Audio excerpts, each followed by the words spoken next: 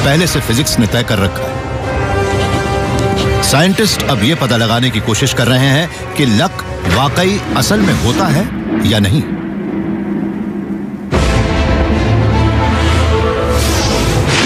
Space, time और खुद जीवन,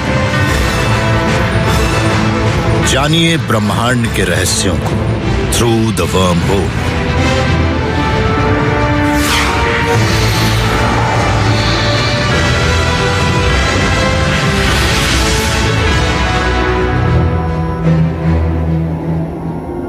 आप जिस मुकाम पर आज हैं वहां तक कैसे पहुंचे?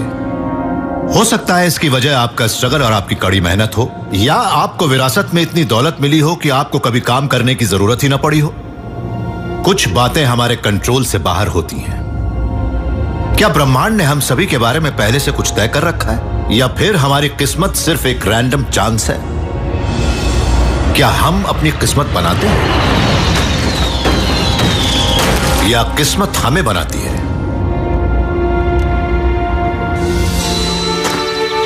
बचपन में मैंने बहुत से बच्चों को अपने पास खरगोश का पैर रखते देखा था। पता नहीं क्यों हम ये मानते हैं कि खरगोश का पैर हमारे लिए अच्छी किस्मत लाता है। क्या ये बात सही है? हो सकती है। मेरे पास तो खरगोश का पैर काफी समय से नहीं है और मैं अब ऐसे लकी चार्म पर भी यकीन नहीं करता, मगर शायद छोटी उम्र में मैं इन बातों पर यकीन करता था। आप किसी कसिनो में जाएंगे तो देखेंगे कि वहां खिलाड़ी अच्छी किस्मत के लिए तरह तरह के टोटके अपनाते हैं, मगर सबकी अपनी अपनी स्ट्रैटेजी होती है। सबसे पहले मैं एक आर्मेनियन प्रार्थना पढ़ती हूँ, फिर अपने बेटे के जन्म की तारीख के नंबरों पर दांव लगाती हूँ। सारे चिप्स एक ही दिशा में होने चाहिए। अच्छी किस्मत पाने के लिए तरह तरह के टोटके किए जाते हैं, क्योंकि हम ये मानते हैं कि हमने जो किया है वो चांस को इन्फ्लुएंस कर सकता है।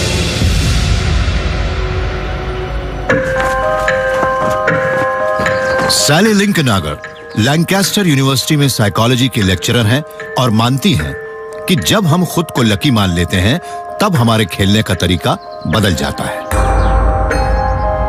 अपनी इस राय को साबित करने के लिए वो कई एक्सपेरिमेंट भी कर रही हैं। तो हमने कुछ ऐसे लोगों को बुलाया है जो रेगुलर बेसिस पर गोल्फ खेलते हैं, और उनमें से आधे लोगों को ये बताया है कि वो जिस पटर का इस्तेमाल करने वाले हैं वो एक फेमस गोल्फर का है। ये देखिए, ये बेन कर्टिस का पटर है जिन्होंने 2003 में ब्रिटिश ओपन जीता था। आप इसी से 10 पट करेंगे और फिर हम देखेंगे कि क्या होता है।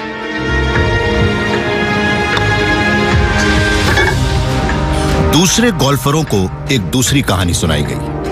ये देखिए, ये एक बहुत ही अच्छा पटर है। आप इससे 10 पट करेंगे, फिर हम देखेंगे कि क्या होता है। ये तो जाहिर है कि हर की तरह इसमें भी कुछ अच्छे थे तो कुछ बहुत अच्छे थे, मगर दर्जनों कोशिशों के बाद एक पैटर्न उभर कर सामने आया। जब उन्होंने खेलना शुरू किया तब हमने देखा कि जिन लोगों को ये पता था कि वो बेन कर्टिस का पटा इस्तेमाल कर रहे हैं, उन्होंने दूसरे ग्रुप के मुकाबले अपने 10 पट में से करीब 1.5 पट ज्यादा मारे। उनका गोल्फ क्लब लकी नहीं था। सबसे अहम बात थी उन खिलाड़ियों का ये विश्वास कि उनका क्लब लकी है या नहीं। सैली मानती हैं कि इस तरह की सोच से ही लोग मुसीबत से भरे, परेशान करने वाले हालात का सामना करते हैं। किसी काम को अच्छी तरह से करने के पहले हम सभी के ऊपर थोड़ा बहुत दबाव होता है। अगर दबाव कम हो तो आप उसके ऊपर ज्यादा ध्यान नहीं देते और काम भी ठीक से नहीं करते। ज्यादा दबाव होने पर हम कुछ कर ही नहीं पाते। हम चाहते हैं कि हमारे ऊपर एक निश्चित मात्रा में दबाव हो। जब हम ऐसा कोई काम कर रहे हो जिसे बहुत से लोग देख रहे हो, हमारे ऊपर उस काम को बेहतर तरीके से करने का दबाव आता है। लेकिन अगर प्लेयर के हाथ में लकी पटर हो तब वो दबाव ज्यादा परेशान नहीं करता। अपनी लैब में सैली ने गोल्फर से कहा कि वो होल का सही साइज ड्रॉ करें। ये देखिए, ये है गोल्फ होल का एक्चुअल साइज। सभी गोल्फर ने कहा कि उन्हें ये होल काफी छोटा लग रहा है, मगर जिन लोगों के पास बेन कर्टिस का पटर था उन्हें ये होल ज्यादा बड़ा लग रहा था। उन्होंने देखा कि जिन गोल्फरों के पास ऑर्डिनरी क्लब था उन्हें होल करीब 11% छोटा लग रहा था, इसलिए उन्हें लकी पटर वाले गोल्फरों के मुकाबले ज्यादा परेशानी भी हो रही थी।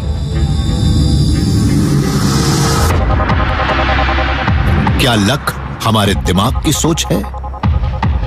कॉन्फिडेंस हमारी कामयाबी में बहुत बड़ी भूमिका निभाता है और हो सकता है कि उस क्लब का इस्तेमाल करने की वजह से वो ज्यादा कॉन्फिडेंट हो गए थे। मैं ये नहीं कह रही कि वही हमारा लक है। मेरे ख्याल से तो वो अपनी सोच को, अपनी घबराहट को हैंडल करने का एक तरीका है। हम काफी दबाव में भी अपना काम और भी ज्यादा बेहतर तरीके से कर लेते हैं।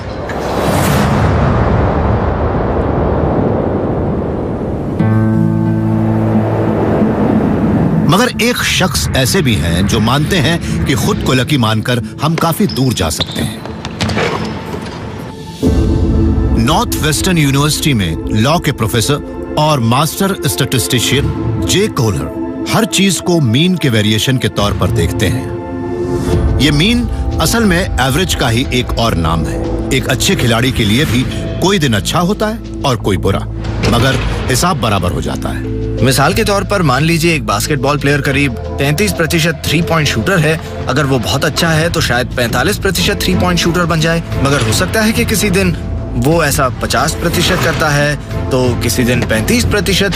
इसमें कुछ भी अनोखा नहीं है। प्लेयर तो अपने औसत प्रदर्शन के आसपास ही खेल रहा है।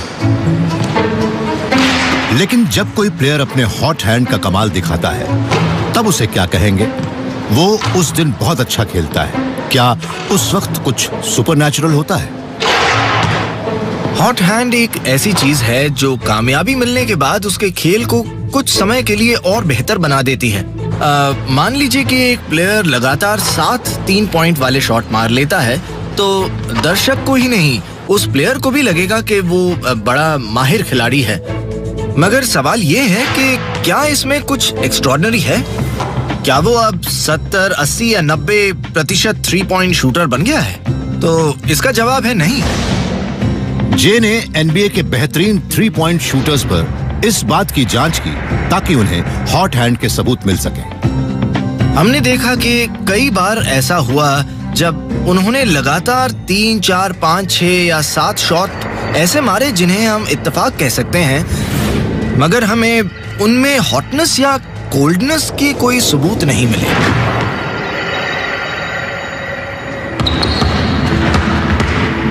चैंपियनशिप एथलीट जैसे कि नॉर्थ वेस्टर्न के ये 2 स्टार आम लोगों से कहीं ज्यादा बेहतर खेलते हैं और ये हर बार अपनी काबिलियत की पीक के आसपास ही परफॉर्म करते हैं। लक से खास फर्क नहीं पड़ता। एक के मुताबिक करीब 50% शूटर अपने आधे शॉट्स में कामयाब हो ही जाते हैं।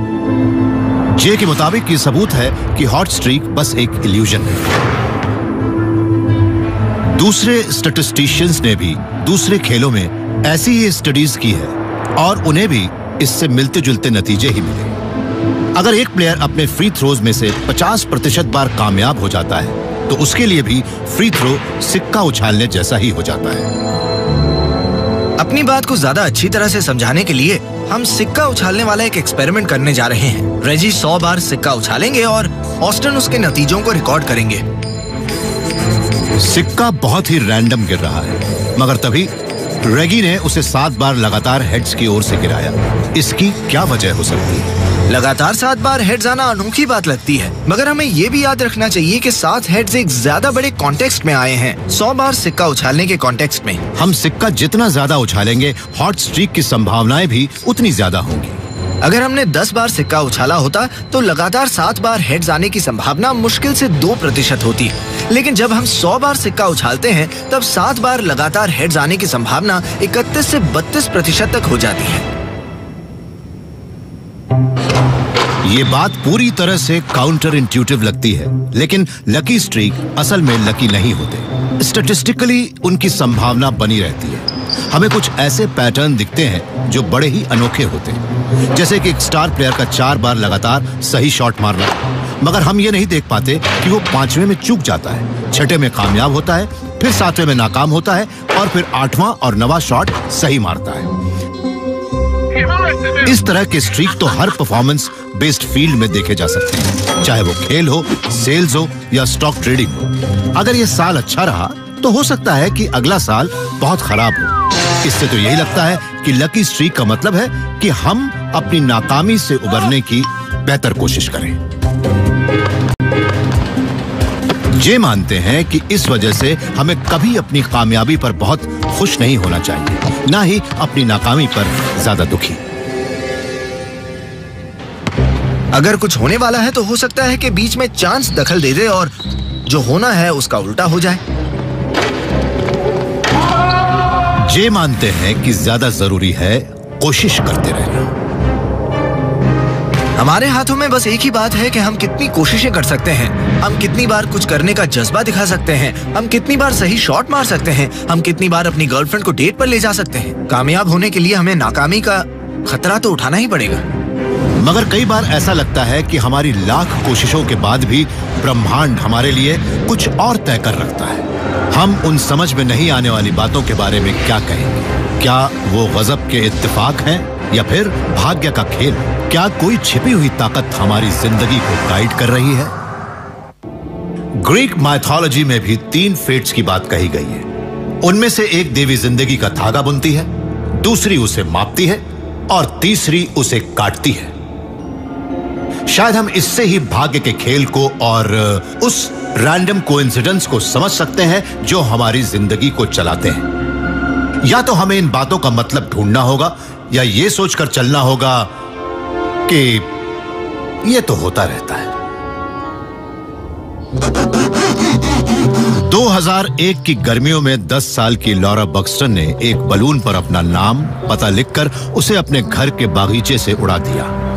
बलून उड़ता हुआ वहां से करीब 225 किलोमीटर दूर इंग्लैंड पहुंचा और वहां नीचे गिरा। वो एक किसान को मिला जो उसके ऊपर लिखा नाम देखकर चौंक गया, क्योंकि लॉरा बक्सटन तो उसके पड़ोस में रहने वाली एक बच्ची का नाम था। ये एक लकी कोइंसिडेंस है या कुछ और? Professor Tom Griffiths UC Berkeley में कॉम्प्यूटेशनल कॉग्निटिव साइंस लैब के डायरेक्टर हैं। टॉम मानते हैं कि लॉरा बक्सटन की कहानी इंसान के तर्क की शक्ति की ताकत और कमजोरी को बयां करती है। अगर आप किसी से पूछें कि ऐसा होने की संभावना कितनी है तो वो शायद इसका ठीक जवाब नहीं दे पाए। हम उन प्रॉब्लम को आसानी से सॉल्व कर लेते हैं जिससे जुड़े डेटा हमारे पास होते हैं और हम उन नतीजों पर भी पहुंच जाते हैं जो डेटा से काफी आगे होते हैं। हमारे पास जो जानकारी होती है हम उनके आधार पर ही अंदाजे लगाते हैं। इंसान अगर कुछ अच्छी बातें सुन ले तो वो उसके सहारे एक अच्छी खासी कहानी बना सकता है, मगर हम प्रोबेबिलिटी के बारे में अंदाजा लगाने के मामले में बड़े कमजोर हैं और ये नहीं समझ पाते कि किसी घटना के होने की संभावना कितनी है। मिसाल के तौर पर 2 लोगों का एक ही जन्मदिन होने की संभावना कितनी है? 365 जन्मदिन तो हो ही सकते हैं। 365 का आधा करीब 183 हुआ। ऐसे में हम शायद ये सोचें कि अगर कमरे में कम से कम लोग 183 हों तब इस बात की संभावना 50% होगी कि 2 लोगों का जन्मदिन एक ही हो। मगर सच तो यह है कि इसके लिए सिर्फ 23 लोग चाहिए।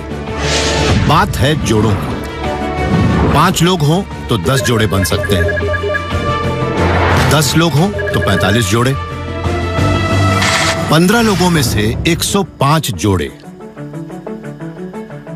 अगर कमरे में 23 लोग होंगे तो हम अलग अलग 253 तरीकों से जोड़े बना सकते हैं।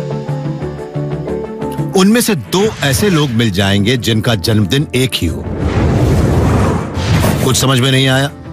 बहुत से लोगों की समझ में नहीं आया है। इस बर्थडे प्रॉब्लम पर काफी साइकोलॉजिकल रिसर्च की गई है और उससे पता लगा है कि इस तरह की प्रॉब्लम्स में लोग कॉमन एडिटोरियल स्ट्रक्चर को नहीं समझ पाते। सच तो यह है कि जोड़ों की संख्या जिस तरह से बढ़ती है वो नॉन लीनियर होती है, मगर ज्यादातर लोग मानते हैं कि कोई रिलेशनशिप लीनियरली बढ़ता है। उनका मानना है कि जोड़ों की संख्या लोगों की संख्या के मुताबिक बढ़ती है, जिसकी वजह से वो हैरान रह जाते हैं क्योंकि किसी घटना से जुड़ी इतनी संभावनाएं होती है कि हम उनके बारे में सोच भी नहीं सकते।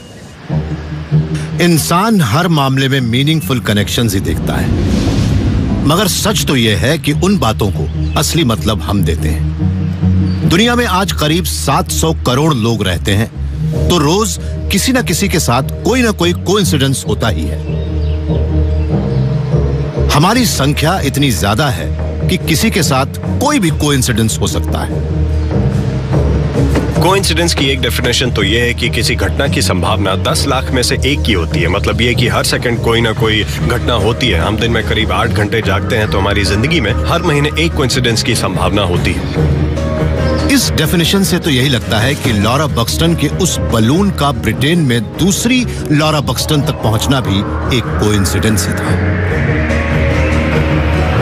मगर ये जादू नहीं है।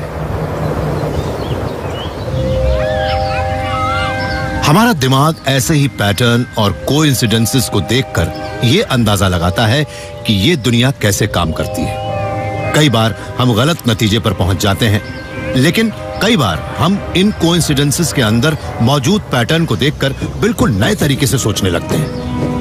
उन पैटर्न की इसी सेंसिटिविटी की वजह से हम कई बार नतीजों के बारे में सोचते वक्त गलत दिशा में चले जाते हैं और हमारी समझ में नहीं आता कि ऐसा कैसे हुआ कि बच्ची ने एक बलून उड़ाया और वो उसी नाम की एक दूसरी बच्ची को उस जगह से काफी दूर जाकर मिला। हम जिन कोइंसिडेंसेस को देखकर ज्यादा चौंकते हैं वो अक्सर ऐसे होते हैं जिनके बारे में हम सोच भी नहीं सकते, मगर उनमें से हमें ये भी पता लगता है कि सिंक्रोनिसिटी की एक और फोर्स काम कर रही है जिसकी वजह से दुनिया में ऐसी घटनाएं हो रही है। हमारी दुनिया अनजान और अनिश्चित चीजों से भरी है। हमारा दिमाग उन्हें समझने की कोशिश करता है। हम कुछ बातों को समझ लेते हैं, कुछ को नहीं। मगर हम जिन रहस्यों में उलझे हैं उनमें से एक तो हमें कुछ ज्यादा ही परेशान करता है। हमारी किस्मत कब धोखा देगी। ये साहब दावा करते हैं कि हम लक और प्रोबेबिलिटी की अपनी बढ़ती जानकारी के सहारे मौत की छड़ी को भी चकमा दे सकते हैं। अगर हम भाग्य पर भरोसा करते हैं तो हमें उसके स्याह पहलू को भी कबूल करना होगा। हम में से किसी की भी मौत कभी भी हो सकती है। ज्यादातर लोग तो यही चाहते हैं कि उस वक्त को ज्यादा से ज्यादा टाला जाए। उसके लिए हम बेहतर खाते हैं, कसरत करते हैं, खतरों से बचते हैं। लेकिन क्या इन सबसे वाकई फर्क पड़ता है, या फिर हम सभी लोग अपनी बुरी किस्मत की दया पर हैं? डेविड स्पीगल-हॉल्टर कैम्ब्रिज यूनिवर्सिटी में मैथमेटिक्स के प्रोफेसर हैं। ये स्टैटिस्टिक्स के गुरु हैं और इन्हें प्रोबेबिलिटी का युवराज भी कहा जा सकता है। प्रोबेबिलिटी एक बड़ा ही ट्रिकी सब्जेक्ट है। लोग इसे बड़ा ही टेढ़ा और मुश्किल मानते हैं, और सच तो ये है कि ये सचमुच बड़ा ही टेढ़ा और मुश्किल सब्जेक्ट है। लेकिन क्या हमारे लिए ये जरूरी है कि हम भविष्य में होने वाली घटनाओं की हर संभावनाओं पर अभी से अपना दिमाग लगाना शुरू कर दें? डेविड मानते हैं कि आज का समाज बुरी किस्मत पर ओवर रिएक्ट करता है। अनोखी घटनाओं को बड़े पैमाने पर मीडिया कवरेज मिलती है, जिससे लोगों को लगने लगता है कि साइकिल चलाने से उनकी जान जा सकती है। मेरे ख्याल से असली समस्या ये है कि हम जब भी अखबार पढ़ते हैं या टेलीविजन देखते हैं तो अक्सर हम ऐसी ही घटनाओं के बारे में सुनते हैं, मगर हम ये तो कभी सुनते ही नहीं कि वो घटना कितने लोगों के साथ नहीं हुई, क्योंकि उस बात में कोई मजा ही नहीं है। कोई ये नहीं कहता कि आज लाखों बच्चे स्कूल गए मगर उन्हें कुछ नहीं हुआ। ऐसी बातें अखबार के फ्रंट पेज पर नहीं छापी जा सकती। अनोखे तरीकों से हुई मौतें अक्सर सुर्खियां बन जाती हैं, क्योंकि हमारा फेट बड़ा ही अनप्रेडिक्टेबल है। मगर हमारी एवरेज उम्र के आधार पर डेविड ये अंदाजा लगाते हैं कि कब हमारी मौत हो सकती है। मैं 1950 के दशक की शुरुआत में पैदा हुआ था, और तब मेरे बारे में यही अंदाजा लगाया गया होगा कि मैं 70-75 साल तक जिंदा रहूंगा। मगर अब सुरक्षा के उपाय काफी बढ़ गए हैं और हेल्थ केयर सुविधाएं भी बेहतर हो गई हैं। तो एक एवरेज के मुताबिक मैं 82 साल की उम्र तक जिंदा रह सकता हूँ। जैसे जैसे हमारी उम्र बढ़ती है वैसे वैसे हर साल हमारी लाइफ एक्सपेक्टेंसी भी करीब 3 महीने बढ़ जाती है। हर साल हमारी करीब 3 महीने लाइफ एक्सपेक्टेंसी बढ़ती है, और ऐसा कई दशकों से हो रहा है। हाँ, मेरे जीने के अंदाज से भी ये तय होता है कि मैं 82 साल की उम्र के बाद जिंदा रहूंगा या उसके पहले ही मेरी मौत हो जाएगी। अगर मैं सिगरेट पीता हूँ तो इस बात की पूरी संभावना है कि मेरी उम्र कम हो जाएगी। 2 सिगरेट हमारी जिंदगी से आधा घंटा कम कर देती हैं। एक एवरेज स्मोकर दिन में करीब 20 सिगरेट पी जाता है, मतलब रोजाना उसकी जिंदगी से 5 घंटे कम हो जाते हैं, यानी साल में 1825 घंटे। हाँ, हम कुछ ऐसे काम भी कर सकते हैं जिनसे हमारी उम्र बढ़ सके, जैसे कि हमारी रोजाना आधे घंटे की दौड़ हमारे आधे घंटे की जिंदगी बढ़ा सकती है, मगर उसके लिए हमें आधे घंटे तक दौड़ना होगा। हमारी लाइफस्टाइल से हमारी उम्र तय होती है, मगर हमें यह नहीं भूलना चाहिए कि बहुत से स्टैटिस्टिक आउट ऑफ कॉन्टेक्स्ट भी होते हैं। अगर हम रोज एक बेकन सैंडविच खाते हैं तो हमें बाउल कैंसर होने की संभावना 20% बढ़ जाती है। अगर 100 में से 5 लोगों को तो वैसे भी बाउल कैंसर होने की संभावना होती है, लेकिन 100 में से 5 लोगों को तो वैसे भी बाउल कैंसर होने की संभावना होती ही है। इसका मतलब ये है कि अगर वो सभी 100 लोग रोज बेकन सैंडविच खाते हैं तो वो संख्या 5 से 6 हो जाएगी। मतलब 100 में से सिर्फ एक ही बढ़ा, यूं ज्यादा बुरा तो नहीं है। सही तरह से जीने पर उम्र लंबी हो सकती है, मगर इस बात की कोई गारंटी नहीं कि आपकी मौत अगले पल नहीं हो सकती। जैसे जैसे साल बीत रहे हैं वैसे वैसे डेविड की मौत के खतरे भी बढ़ रहे हैं। ऐसे में वो ये जानते हुए अपनी जिंदगी कैसे बिताएं कि रैंडम चांस उसे कभी भी खत्म कर सकता है। क्या उन्हें सिर्फ आज में जीना चाहिए और खुद को आने वाले हर खतरे से दूर कर लेना चाहिए? डेविड ने इस समस्या से निपटने के लिए माइक्रोमॉट नाम से एक मेजरमेंट बनाया है। इसका मतलब है मौत की बहुत ही छोटी यूनिट। एक माइक्रोमॉट का मतलब है मौत की संभावना 10 लाख में से 1। देखिए, मेरी जिंदगी में इस बात की संभावना एक माइक्रोमॉट है कि मैं किसी एस्टेरॉयड के गिरने से मारा जाऊं, मगर इस बात की संभावना ज्यादा है कि मैं आम जिंदगी में होने वाली आम घटनाओं से मारा जाऊं, जैसे कि सीढ़ी से फिसलना या किसी कार के नीचे आ जाना। डेविड ने अंदाजा लगाया है कि घोड़े की सवारी से मौत की संभावना सिर्फ आधा माइक्रोमॉट होती है। हैंड ग्लाइडिंग से 8 माइक्रोमॉट होती है।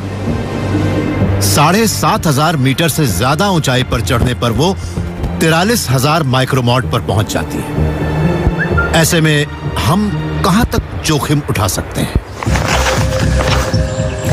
यह शायद इस बात पर डिपेंड करता है कि आपकी उम्र क्या है। एक 18 साल के इंसान की अगले 1 साल में मरने की संभावना 500 माइक्रोमॉट होती है, मगर डेविड की मौत की संभावना 14 गुना ज्यादा है। इस वजह से वो ज्यादा खतरे उठा सकते हैं। हम चाहे ऐसे ही खतरे उठाएं या हर काम बहुत सोच समझ कर करें, हम हमेशा बुरी किस्मत की दया पर रहते हैं। कार चलाने से ही हमें हर साल करीब 40 माइक्रोमॉट का खतरा होता है।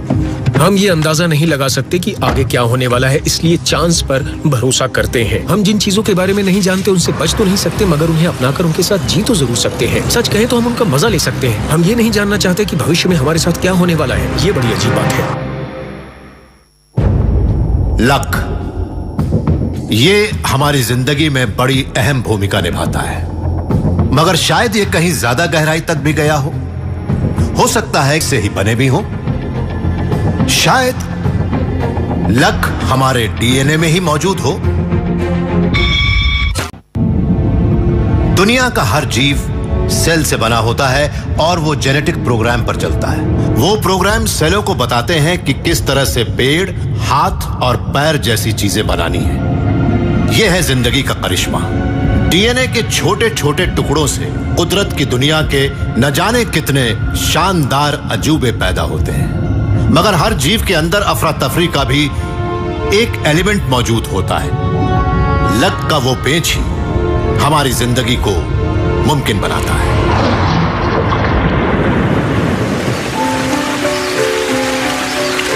Michael Elowitz California Institute of Technology में बायोलॉजी, बायो इंजीनियरिंग और अप्लाइड फिजिक्स के प्रोफेसर हैं। हमारा शरीर हजारों करोड़ अलग अलग जीवित सेलों से बना होता है। आमतौर पर हम उन सेलों को ऐसी छोटी छोटी मशीनें मानते हैं जो अपने आसपास की चीजों का अंदाजा लगा लेती हैं और उनके मुताबिक ही सही तरीके से वक्त पर रिस्पॉन्ड करती हैं। लेकिन अगर सेल ऐसे मैकेनिकल डिवाइस नहीं हो जो प्रिडिक्टेबल तरीके से काम करते हैं, तो अगर ऐसा हो कि वो असल में पासे फेंक कर ये पता लगा रही हो कि किस सिचुएशन का सामना किस तरह से करना है, तो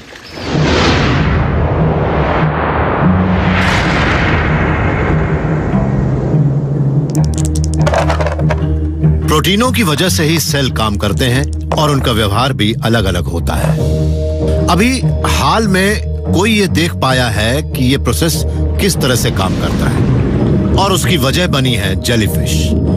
जेलीफिश में फ्लोरोसेंट प्रोटीन जीन होती हैं, ऐसी जीनें जो चमकती हैं। माइकल और उनकी टीम यही फ्लोरोसेंट जीनें जेलीफिश के अंदर से निकालती है और उन्हें अपनी लैब में दूसरे सेलों में डाल देती है। वहां वो देखते हैं कि वो जीनें किस तरह से जलती और बुझती हैं। हमारा ये माइक्रोस्कोप अलग अलग जगह पर जाकर उन सेलों की तस्वीरें लेता है और फिर हर जगह से नीले, लाल और हरे प्रोटीन की भी तस्वीरें लेता है। हम इस तरह की तस्वीरें लगातार लेते रहते हैं और इनसे हमें पता लगता है कि हर सेल किस तरह से बढ़ता है और फिर बढ़कर छोटी छोटी माइक्रो कॉलोनियां बनाता है। आखिर में हम इन तस्वीरों से एक टाइम लैप्स फिल्म बनाते हैं और उस फिल्म में ये देखते हैं कि हर जीन किस तरह से बार बार जल और बुझ रही है। माइकल जो सेल बना रहे हैं वो क्लोन है। इन सभी सेलों को एक वक्त पर एक ही जैसा व्यवहार करना चाहिए। इस तरह से तो इन सभी को एक ही वक्त पर अपना रंग भी बदलना चाहिए, मगर ऐसा होता नहीं है। माइकल और उनकी टीम इसकी वजह का पता लगाने के लिए सैकड़ों एक्सपेरिमेंट कर रहे हैं। वो अलग अलग के काम करने के तरीकों की स्टडी कर रहे हैं। हमने ई कोली की एक लड़ी ली जिसमें 2 रंग थे। ये दोनों रंगीन प्रोटीन एक ही जैसी जीनों जैसे लग रहे थे। सेल को उनका फर्क नहीं पता लग रहा था। अगर इनमें से कोई जलता तो दूसरा भी जलने लगता था। इस तस्वीर में आप देख सकते हैं कि उनमें से एक प्रोटीन क्या कर रहा है और इस तस्वीर में आप दूसरे प्रोटीन को देख सकते हैं। यहाँ चौंकाने वाली बात यह है कि अगर हम इन तस्वीरों को बार बार आगे पीछे करके देखें तो लगता है कि कुछ सेल एक प्रोटीन के मुकाबले दूसरा प्रोटीन ज्यादा बना रहे हैं। जब लाल और हरे चैनल को मिलाया जाता है तब ये मिलता है रैंडमनेस। भले ही लाल और हरी जीन को एक ही तरह से कंट्रोल किया जा रहा है, पर वो अलग अलग वक्त पर रैंडमली नजर आ रही है।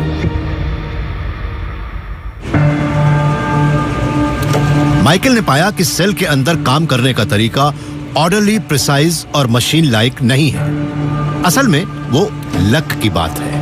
ये प्रोटीन उस वक्त एक कांस्टेंट रेट पर बाहर नहीं आते जब सेल एक जीन को चलाता है। वो एक तेज झोंके में बाहर आते हैं। एक ही बार में ढेर सारा प्रोटीन बन जाता है और उसके बाद कुछ नहीं। काफी देर के लिए सन्नाटा पसर जाता है। वो झोंका रैंडम होता है। वो कब आएगा इसका अंदाजा नहीं लगाया जा सकता। यहाँ तक कि सेल भी ये तय नहीं कर सकता कि वो प्रोटीन कब बनेंगे। ये अस्त व्यस्त स्थिति हर तरह के जीव की सेल में नजर आया है। ऐसा लगता है कि ये शायद डीएनए के काम करने के तरीके का एक फंडामेंटल पार्ट है। हमारी आंखों के रंग से लेकर किसी खतरनाक बीमारी तक की वजह हेरिडिटरी तो होती ही है, रैंडमनेस भी होती है।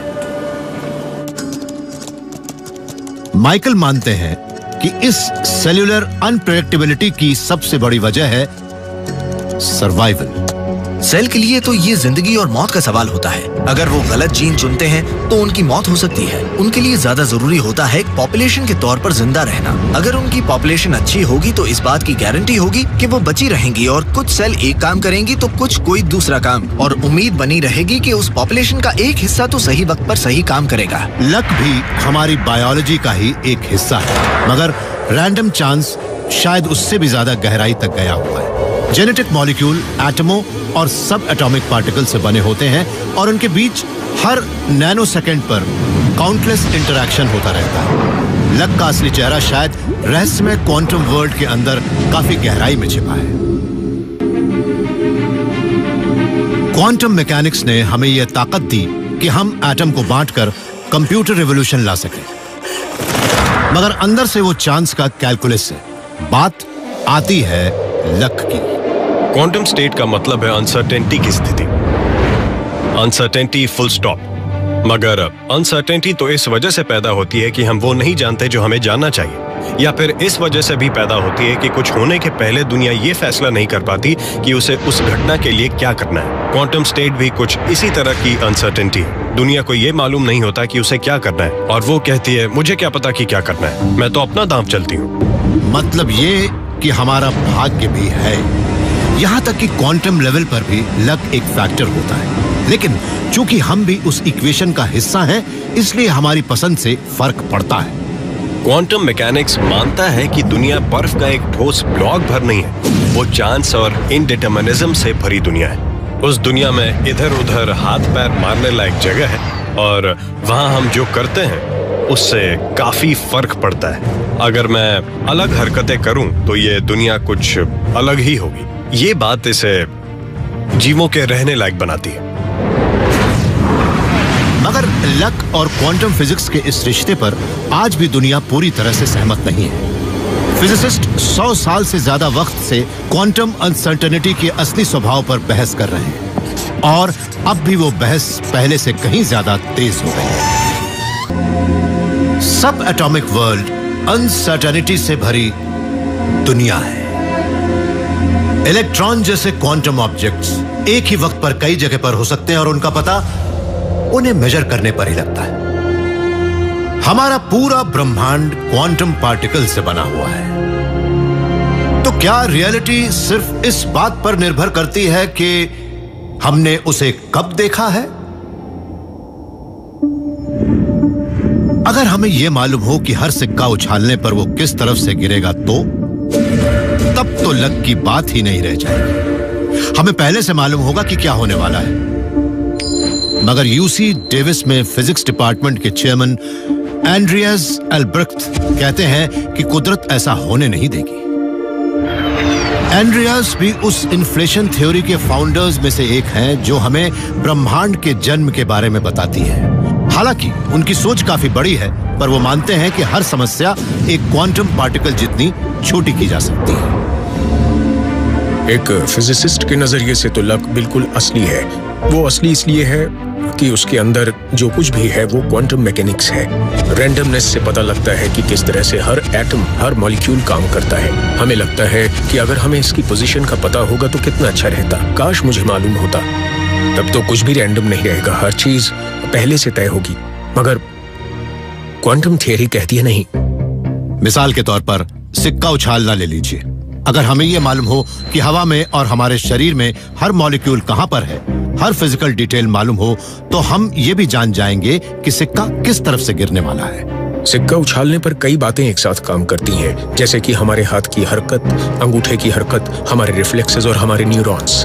अगर हम अपने न्यूरॉन्स को करीब से देखें और अपने रिफ्लेक्सेस को जान लें, तो हमें दिखेगा कि वो न्यूरॉन्स तो उन पॉलीपेप्टाइड्स पर डिपेंड कर रहे हैं जो हमारे न्यूरॉन के अंदर मौजूद पानी में घूम रहे हैं। वो उस पानी से टकराते रहते हैं और उनमें से कुछ अंदर जाते हैं तो कुछ बाहर आते हैं। और इस रैंडमनेस का ओरिजिन ही क्वांटम फिजिक्स है।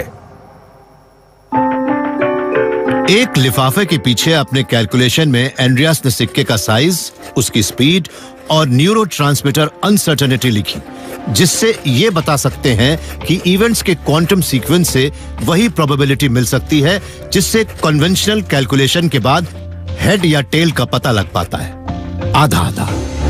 कोई ये नहीं बता सकता कि सिक्का किस तरफ से गिरेगा। यहाँ पर मॉलिक्यूल्स क्वांटम अनसर्टेनिटी से जुड़े हैं, जिन्हें आप किसी भी कीमत पर अलग नहीं कर सकते। भले ही आप कितना भी क्यों ना जानते हो, पर सिक्का उछालते ही आपका लक शुरू हो जाता है।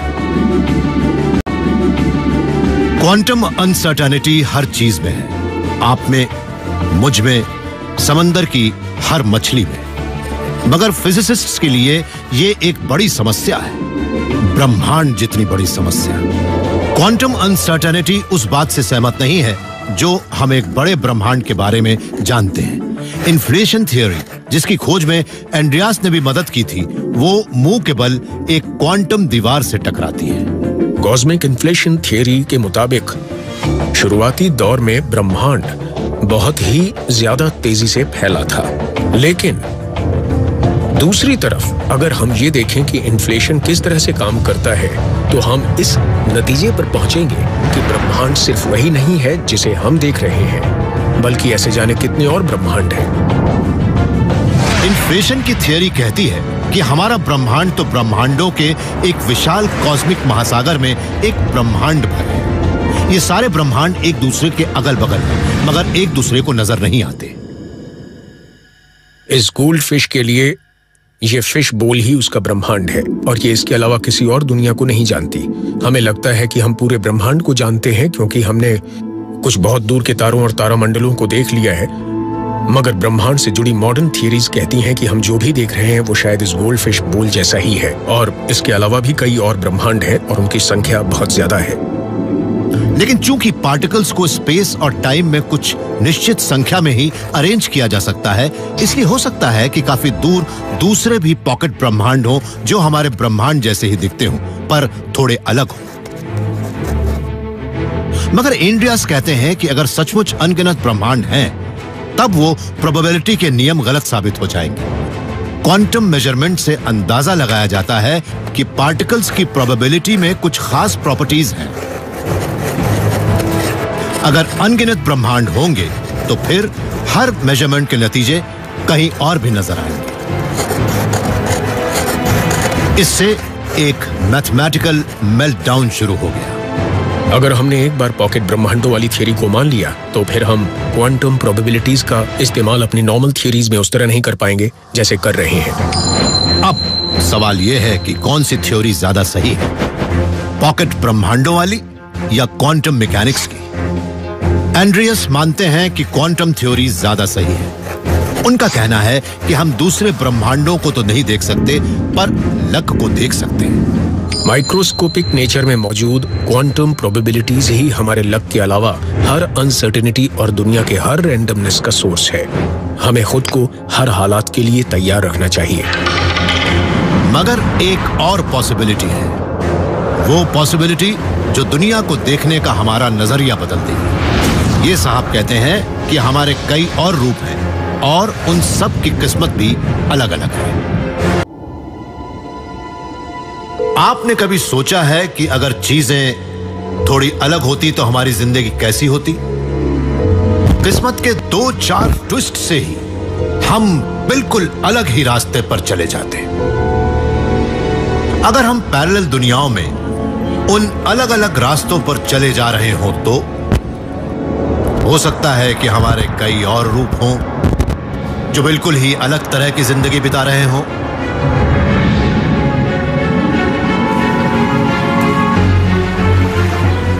मैक्स टेगमार्क MIT कॉस्मोलॉजी के प्रोफेसर हैं। इनका दावा है कि लक हमारी जिंदगी की दिशा नहीं तय करता। सबूत के तौर पर ये उन क्वांटम ऑब्जेक्ट्स की बात करते हैं जो एक ही वक्त पर कई अलग अलग जगहों पर पाए जाते हैं। हम जानते हैं कि एलिमेंट्री पार्टिकल एक ही वक्त पर 2 जगहों पर हो सकते हैं, लेकिन मैं भी तो उन एलिमेंट्री पार्टिकल से ही बना हूं, इसलिए मैं भी एक ही वक्त पर 2 जगहों पर हो सकता हूं। क्वांटम ऑब्जेक्ट्स में कई तरह की पॉसिबिलिटीज होती हैं। जब तक हम उन्हें नहीं करते वो वेव जैसे नजर आते हैं और वो पार्टिकल बन जाते हैं। इसका मतलब है कि वो एक ही वक्त पर तब तक कई जगहों पर रहते हैं जब तक अचानक ही ब्रह्मांड में एक जगह पर फिक्स नहीं हो जाते। इस अनोखे व्यवहार को collapse of the wave function कहते हैं। मैक्स मानते हैं कि वेव फंक्शन असल में कभी कोलैप्स नहीं होता। हो सकता है कि हमारे मेजरमेंट के वक्त एक इलेक्ट्रॉन यहां नजर आए, मगर वो उसी वक्त पर हमारे ब्रह्मांड से निकले कई और पैरेलल ब्रह्मांडों में भी हो सकता है। जब हम कोई फैसला लेते हैं तो कई प्रोसेस एक साथ काम करते हैं और हमारा फैसला हमारे दिमाग में मौजूद एक छोटे से पार्टिकल पर निर्भर हो सकता है। अगर वो पार्टिकल एक ही वक्त पर कई जगहों पर हो तो मेरी जिंदगी भी एक ही वक्त पर कई कहानियों का हिस्सा बन जाएगी। अगर क्वांटम वेव कभी कोलैप्स नहीं करती तो इसका मतलब है कि हमारे अनगिनत क्लोन्स होंगे। वो एक दूसरे के ऊपर ब्रह्मांडों में होंगे। एंड्रियास एल्ब्रेख्ट का कहना है कि वो ब्रह्मांड एक दूसरे के अगल बगल में नहीं है, बल्कि हो सकता है कि वो हमारे ही ब्रह्मांड का ऑल्टरनेट वर्जन हो। अब अगर हम मैक्स के सैकड़ों और कुछ 100 पैरेलल ब्रह्मांड ले लें तो प्रोबेबिलिटी के नियमों के मुताबिक उनमें से कुछ अगले 100 साल तक बचे रहेंगे और कुछ खत्म हो चुके होंगे।